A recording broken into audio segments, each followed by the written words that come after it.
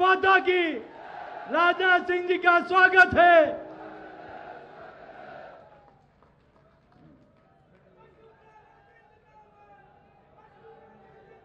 बोलिए भारत माता की, भारत माता की। बहुत बहुत धन्यवाद। राजस्थान प्रदेश के तेज तर्रार अध्यक्ष, जिनका अभी अभी आपने भाषण सुना है, ऐसे श्री सीपी जोशी जी, और दो बार जिन्होंने मुख्यमंत्री के रूप में इस राजस्थान प्रदेश की जिम्मेदारी संभाली है, ऐसी श्रीमती वसुंधरा राजे जी, पूर्व मुख्यमंत्री,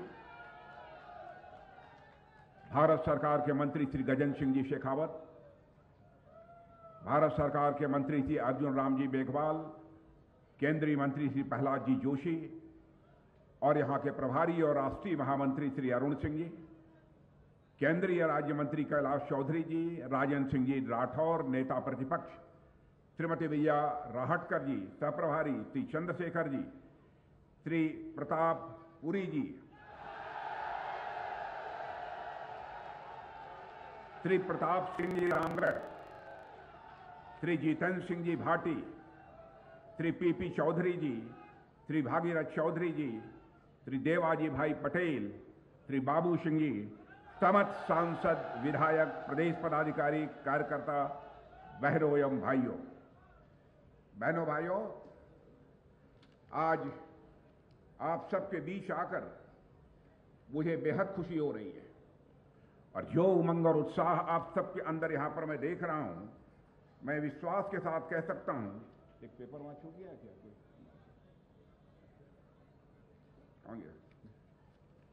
मैं पूरे विश्वास के साथ मैं कह सकता हूं कि इस बार राजस्थान प्रदेश में भारतीय जनता पार्टी की सरकार बनने से अब कोई ताकत हमें रोक नहीं सकती। आज जिस धरती पर हम सब यहां पर मौजूद हैं, मेरे बहनों भाइयों, यह बाबा रामदेव जैसे अवतारी पुरुष की जन्मभूमि है, तो वहीं पर महाराजा तेजाजी महाराज जैसे लोगों की भी यह जन्मभूमि है। यह पूरा क्षेत्र मरुभूमि के साथ साथ वीरभूमि है, और इतना ही नहीं, यह तपोभूमि है और साथ ही साथ अणुभूमि है। 5 परमाणु परीक्षण इसी धरती पर हुए हैं, और इस धरती पर 1971 में भारत पाक युद्ध के दौरान लोंगोवाला की लड़ाई भी लड़ी गई थी, जिसमें भारत ने निर्णायक विजय हासिल की थी। बहनों भाइयों, यह वही धरती है। 1998 में भी यही परमाणु परीक्षण हुआ था, और जेकर उसी परमाणु परीक्षण के कारण भारत सारी दुनिया में एक न्यूक्लियर पावर के रूप में जाना जाने लगा था। यह ऐसी धरती है। साथियों, इस देश के वैज्ञानिकों ने भारत का मस्तक ऊंचा किया है, और मैं मानता हूं इस देश के वैज्ञानिकों ने जहां भारत का मस्तक ऊंचा किया है, वहीं पर भारत के सेना के जवानों ने भारत की सीमाओं की रक्षा करके भारत का मस्तक ऊंचा किया है। इसीलिए मैं कहता हूं कि हमारे इस देश को बराबर अपनी वैज्ञानिकों पर गर्व है और अपने देश की सेना पर गर्व है। मैं मानता हूं 1998 में भारत ने जो छलांग भारत का परमाणु परीक्षण करके लगाई थी, उसी तरह की लंबी छलांग 23 अगस्त 23 को मिशन चंद्रयान की सफलता के साथ भारत ने एक बार और लगाई है। मेरे बहनों भाइयों, भारत अब यह चांद पर पहुंच गया है। दक्षिणी ध्रुव पर लैंडिंग हुई है। चंद्रमा के दक्षिणी ध्रुव पर दुनिया का कोई देश नहीं जा पाया है। चंद्रयान 2 जिस समय विफल हुआ था, तो उस समय हमारे प्रतिपक्ष के लोग भी यह कहते थे, यह क्या हुआ है, तरह तरह की बातें किया करते थे। लेकिन उस संकट की घड़ी में भी हमारे प्रधानमंत्री मोदी जी वैज्ञानिकों से जाकर उन्हें गले लगाकर उनकी हौसला अफजाई की थी, और आपने देखा कि इस बार चंद्रयान 3 पूरी तरह से दक्षिणी ध्रुव पर लैंड करने में यह कामयाब हुआ है। भारत चांद पर तो पहुंच गया है मेरे बहनों भाइयों, और 15 लाख किलोमीटर की दूरी तय करके चंद्रयान, सूर्ययान 11 अब वह भी सूर्य के नजदीक पहुंचना चाहता है, वैसे हम सूर्य से अभी काफी दूर हैं। कांग्रेस दबी जुबान से इस पर भी सवाल उठाने की कोशिश करती है, लेकिन जब वह देश का मूड देखती है, आप जैसे लोगों का मूड देखती है, तो वह चुप्पी साध लेती है। मेरे बहनों भाइयों, मंगलयान, चंद्रयान, सूर्ययान की सफलता की लॉन्चिंग भी हो गई, लैंडिंग भी हो गई, परंतु राहुल यान 20 साल से न तो उसकी लॉन्चिंग हो पाई है और न तो लैंडिंग भी हो पाई है। और दुनिया को आश्चर्य है कि हॉलीवुड की बड़ी बड़ी फिल्मों से कम बजट में भारत ने मंगलयान तैयार कर लिया, चंद्रयान मिशन को पूरा कर लिया, सूर्ययान मिशन की तरफ आगे बढ़ रहे हैं। मैं समझता हूं कि बहनों भाइयों, आप सबके कारण यह नए भारत की आवाज है, यह नए भारत की ताकत है, जो कहती है जय जवान, जय किसान, जय विज्ञान, जय अनुसंधान और हमारा भारत महान। रामदेवरा से निकलने वाली यात्रा, मैं मानता हूं कि नए भारत का संदेश लेकर पूरे राजस्थान में जा रही है, कोने कोने तक, शायद 52 जिलों में जा रही है। और मैं मानता हूं यह जो परिवर्तन यात्रा निकली है, यह परिवर्तन का शंखनाद है। और केवल एक ही यात्रा राजस्थान में नहीं निकली है, बल्कि 3 अन्य स्थानों से भी यात्राएं परिवर्तन की निकली हैं।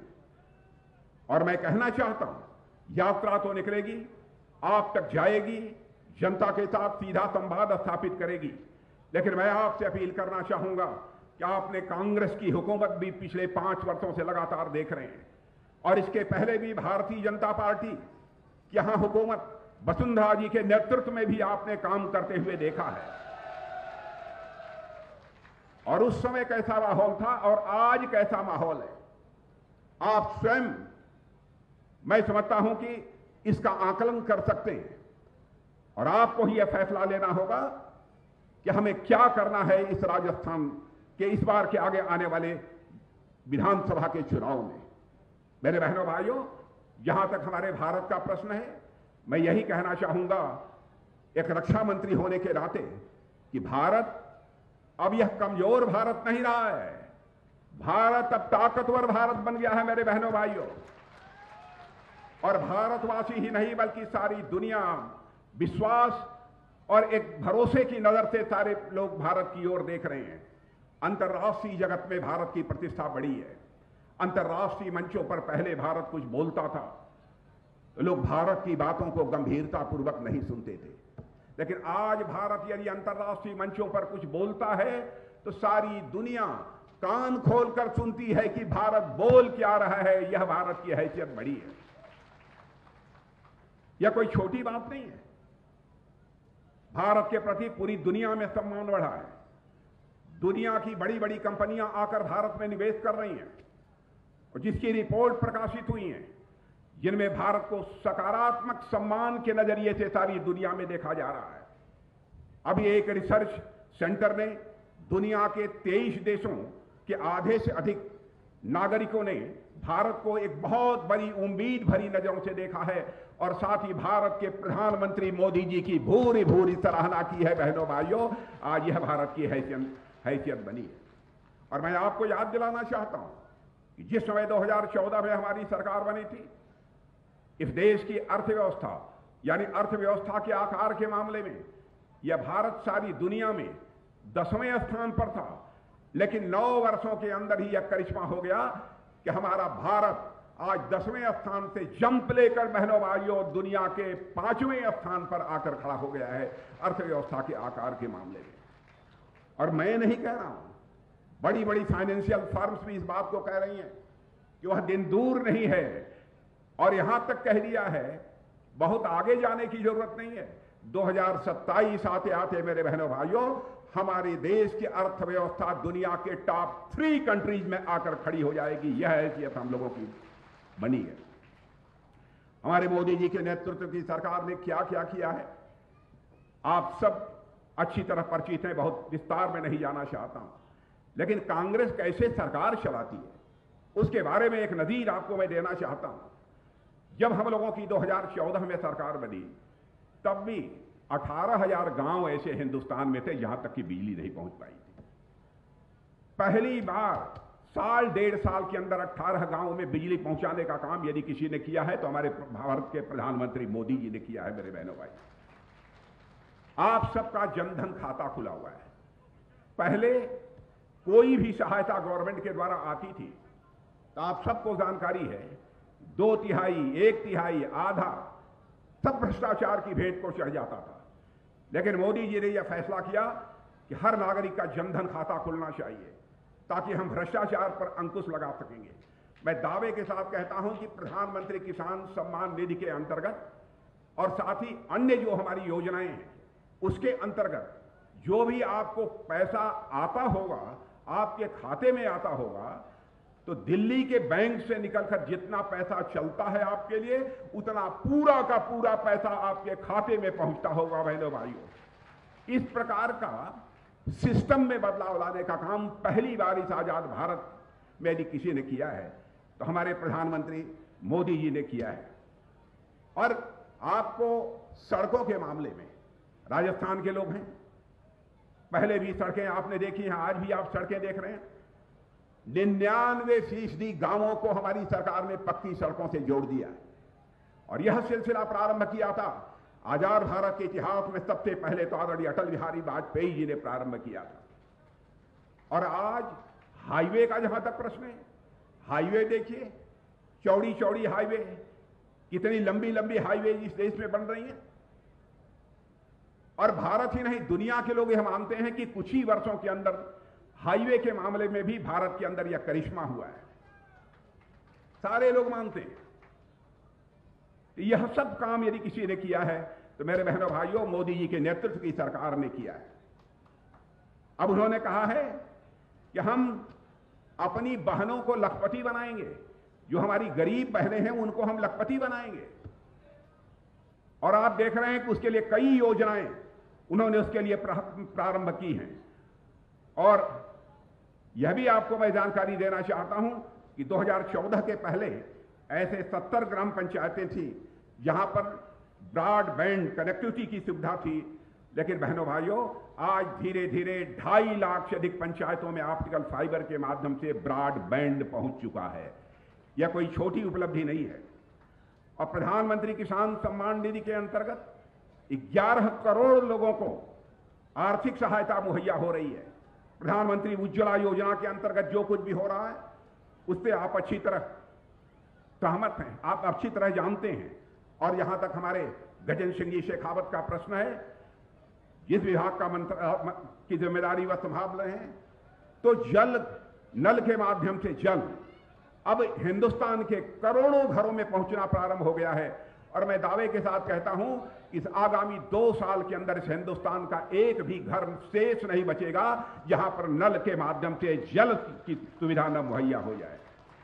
हमारी सरकार ने बराबर आम आदमी का सशक्तिकरण करने का प्रयास किया है। और नीति आयोग ने भी कहा है कि मोदी जी के आने के बाद 13.5 करोड़ से ज्यादा लोग गरीबी रेखा से बाहर आए हैं। और मैं समझता हूं यह इस कारण हो गया कि गरीबी से लोगों को छुटकारा दिलाना, गरीब कल्याण करना, यह लोगों का नारा हुआ करता था। लेकिन गरीब कल्याण बहनों भाइयों हमारा नारा नहीं है, हमारा मंत्र है और हमारा मिशन है। इसीलिए हिंदुस्तान की गरीबी इतनी तेजी के साथ समाप्त हो रही है। मेरे बहनों भाइयों, कितनी बातों की आपके सामने मैं चर्चा करूं। लॉ एंड ऑर्डर के बारे में हमारे पूर्व वक्ताओं ने बहुत ही विस्तार में जाकर आपसे चर्चा की है। मैं लोगों से पूछ रहा था, भाई राजस्थान जैसे राज्य की कानून और व्यवस्था की स्थिति कैसे इतनी बदतर हो सकती है, यह बात मेरी समझ में नहीं आ रही है। लोगों ने मुझे कई घटनाओं की जो चर्चा की, सचमुच मेरे कान खड़े हो गए। 56 महीने में 10 लाख से अधिक मुकदमे हो चुके हैं दर्ज, और उसमें से 7,650 से अधिक निर्दोष नागरिकों की हत्या हो चुकी है इस कांग्रेस की हुकूमत में राजस्थान में। मैं समझता हूं कि हिंदुस्तान के किसी भी राज्य में इस प्रकार के हालात देखने को नहीं मिलेंगे। 2 लाख से अधिक मुकदमे दर्ज, जिसमें 31,000 मुकदमे केवल महिला दुष्कर्म के, छोटी बच्चियों के साथ दुष्कर्म के हुए हैं। मेरे बहनों भाइयों, राजस्थान की स्वाभिमानी जनता इसे कैसे बर्दाश्त कर सकती है? मैं सारे आंकड़े देख रहा था। जोधपुर में एक पूरे परिवार की जिस तरीके से गला काटकर हत्या कर दी गई है, उसकी जानकारी आप सबको है। उदयपुर में जो कुछ भी हुआ है, और आप जानते हैं किसी राज्य का यदि हम विकास करना चाहते हैं तो विकास की पहली शर्त होती है कि कानून और व्यवस्था यह चुस्त दुरुस्त होनी चाहिए। नहीं तो यदि कानून व्यवस्था चुस्त दुरुस्त नहीं है तो मेरे बहनों भाइयों, किसी भी सूरत में उस राज्य का विकास नहीं हो सकता। और मैं तो एक आंकड़ा देख रहा था, ट्रांसपेरेंसी इंटरनेशनल, और मैं नौजवानों से कहूंगा इसे आप नोट कर लीजिए, ट्रांसपेरेंसी इंटरनेशनल की एक रिपोर्ट के अनुसार राजस्थान भ्रष्टाचार के मामले में पिछले वर्षों से नंबर 1 पर पहुंच गया है। यही स्थिति भ्रष्टाचार के मामले में राजस्थान की कांग्रेस ने बना दी है, गहलोत जी की सरकार ने बना दी है। हम इसे कैसे बर्दाश्त कर सकते हैं? बहनों भाइयों, इसके बारे में फैसला आप सबको करना, क्या करना है यहां पर। लेकिन आज जो मैं उमंग और उत्साह आप सबका यहां पर देख रहा हूं, मेरा विश्वास अब पक्का हो गया है बहनों भाइयों कि अब इस राजस्थान में प्रचंड बहुमत से भारतीय जनता पार्टी की सरकार बनने से दुनिया की कोई ताकत हमें रोक नहीं सकती। मैं नौजवानों से कहना चाहूंगा जो पढ़ाई लिखाई करते हैं, उनके पेपर लीक हो जाते हैं। क्या हो रहा है राजस्थान में? और मैं कहना चाहूंगा कि बहनों भाइयों, हालात यहां की सरकार की यह है कि मुख्यमंत्री जिस ड्राइवर की सीट पर बैठे हैं, इस गाड़ी का क्लच कोई और दबा रहा है और एक्सेलरेटर कोई और दबा रहा है। यह हालत हो गई है। क्या हो गया है राजस्थान को? यहां पर हिंदू मुसलमान अगड़ा पिछड़ा के नाम पर बांटकर लोगों का समर्थन हासिल करने की कोशिश की जा रही है। इसका मतलब यह है, जो राजस्थान का विकास होना चाहिए था और विकास के नाम पर कांग्रेस की हुकूमत को वोट मांगना चाहिए था, वह विकास के नाम पर वोट मांगने का साहस नहीं जुटा पा रहे हैं। इसीलिए हिंदू मुसलमान अगड़ा पिछड़ा इस आधार पर लोगों का समर्थन हासिल करने की कोशिश कर रहे हैं। उन्होंने मोबाइल गारंटी देना शुरू किया है, कई कई तरह की गारंटी देना शुरू किया है। और मैं बहनों भाइयों बतलाना चाहता हूं, इसके पहले भी जहां जहां चुनाव हुए हैं जिन राज्यों में, हिमाचल में हुआ है, कर्नाटक भी हुआ है, वहां पर भी जाकर ये लोग इसी प्रकार के तरह तरह के आश्वासन लोगों को देते रहते हैं। कहते हैं यह गारंटी है, और यही गारंटी आकर राजस्थान में भी हमारे राजस्थान के बहादुर बहनों भाइयों को दे रहे हैं। इनके ऊपर किसी भी सूरत में भरोसा नहीं किया जाना चाहिए बहनों भाइयों। 5 वर्षों तक क्या करते रहे आप? 5 वर्षों तक यदि कुछ आपने किया होता तो आपके ऊपर राजस्थान की जनता का यह भरोसा रहा होता।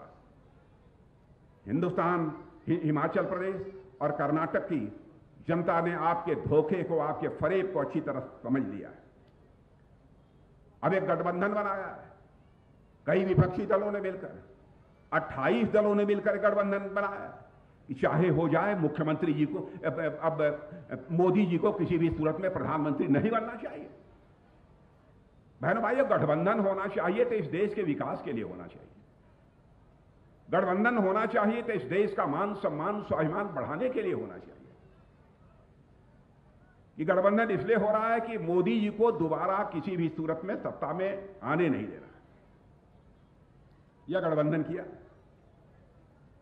अब इस गठबंधन की क्या हालत है? मैं देख रहा हूं, हालत इनकी ऐसी है, नाम बड़ा दर्शन छोटा।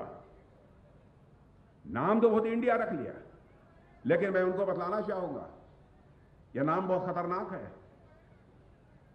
यह नाम बहुत खतरनाक है। हम लोगों ने भी एक बार शाइनिंग इंडिया का नारा दिया था बहनों भाइयों, हम हार गए थे, और आपने यह भी इंडिया बना लिया। आपकी हार निश्चित है बहनों भाई, पक्की है। और सनातन धर्म का के ऊपर भी चोट पहुंचाई जा रही है। इन्हीं के गठबंधन के लोगों ने, डीएमके ने चोट पहुंचाई है, और इस पर कांग्रेस चुप्पी साध कर बैठी हुई है। मैं गहलोत साहब से कहना चाहता हूं, आप क्यों नहीं बोलते? क्यों नहीं सोनिया जी बोलती? क्यों नहीं राहुल जी बोलते? क्यों नहीं खड़गे बोलते कि सनातन धर्म के बारे में आपकी सोच क्या है? और बहनों भाइयों, सनातन धर्म का जहां तक सवाल है, इसको केवल पूजा पद्धति के साथ जोड़कर नहीं देखा जा सकता है। सनातन धर्म, यह सनातन नित्य नूतन है, चिर पुरातन है, न इसका कोई जन्म है न कोई अंत है। और यह सनातन धर्म ऐसा है जो पूरे विश्व को अपना परिवार मानते हुए वसुधैव कुटुंबकम का संदेश यदि कोई धर्म देता है तो यह सनातन धर्म ही देता है।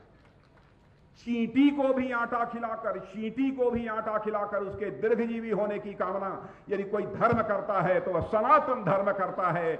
यह भी हमारे कांग्रेस के मित्रों को समझना चाहिए। इतना ही नहीं, नागपंचमी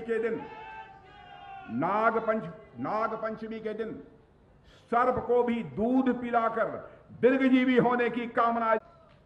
इसलिए मैं कहना चाहूंगा कि सनातन धर्म के संबंध में डीएमके के जिस नेता ने बोला है, दयानिधि स्टालिन ने, उनके डीएमके के नेता से पूछा जाना चाहिए कि इसका स्पष्टीकरण उनके पास है कि नहीं है। उन्होंने कहा सनातन धर्म में बिल्कुल समाप्त कर देना चाहिए। क्या सनातन धर्म जाति पात और मजहब के आधार पर यह भेदभाव पैदा करने वाला धर्म है? मेरे बहनों भाई, सनातन धर्म ऐसा है जो यह संदेश देता है वसुधैव कुटुंबकम का। सनातन धर्म यह संदेश देता है यत् पिंडे तत् ब्रह्मांडे, जो पिंड में है वही ब्रह्मांड में है, जो जड़ में है वही चेतन में है, जो छोटे में है वही बड़े में है, जो मेरे में है वही तेरे में है। यह संदेश देने वाला यदि कोई धर्म है तो वह सनातन धर्म है।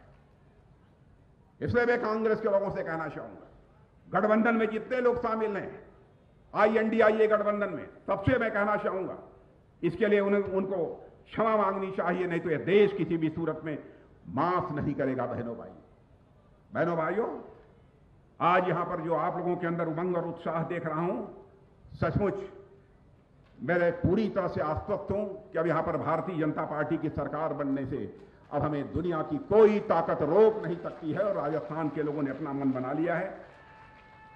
इसलिए आज के अवसर पर एक बात और मैं कहना चाहता हूं कि बहनों भाइयों, भारत की प्रतिष्ठा सारी दुनिया में अब बढ़ गई है। भारत अब पहले जैसा भारत नहीं रहा। और मैं एक उदाहरण देना चाहता हूं। कोरोना का संकट आपने देखा। कोरोना के संकट में के पहले हमारे यहां टीका लगाने वाली वैक्सीन नहीं बनती थी। हमारे प्रधानमंत्री मोदी जी ने तुरंत वैज्ञानिकों का आह्वान किया, वैज्ञानिकों की हौसला अफजाई की, और वैज्ञानिकों ने कहा कि हम संकल्प लेते हैं कि कोरोना के संकट से निकलने के लिए हम वैक्सीन भारत में तैयार करेंगे और अपने हाथों से तैयार करेंगे। और वैज्ञानिकों ने वह करिश्मा करके दिखा दिया। और दुनिया के आपको आश्चर्य होगा कि भारत में जितने लोगों को कोरोना का टीका लगा है, जितनी डोजेज लगी हैं, दुनिया के किसी भी देश में उतनी डोजेज कोरोना की नहीं लगी हैं जितनी कि भारत में लगी है।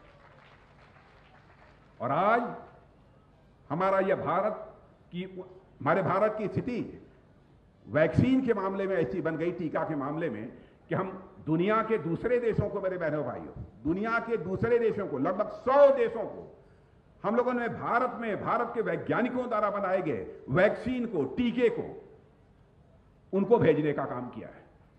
यह हैसियत भारत की बनी है। और आपने देखा इस समय रूस और यूक्रेन का युद्ध चल रहा है। यूक्रेन में हमारे लगभग हजारों, 23,000, 24,000 ऐसे बच्चे जो पढ़ाई लिखाई करने गए थे, वो फंसे हुए थे। उनके सारे माता पिता यहां कहते थे, मोदी जी चाहे जो कुछ भी हो जाए, यूक्रेन से हमारे बच्चों को सकुशल लेकर भारत की धरती पर आओ। गंभीर संकट था।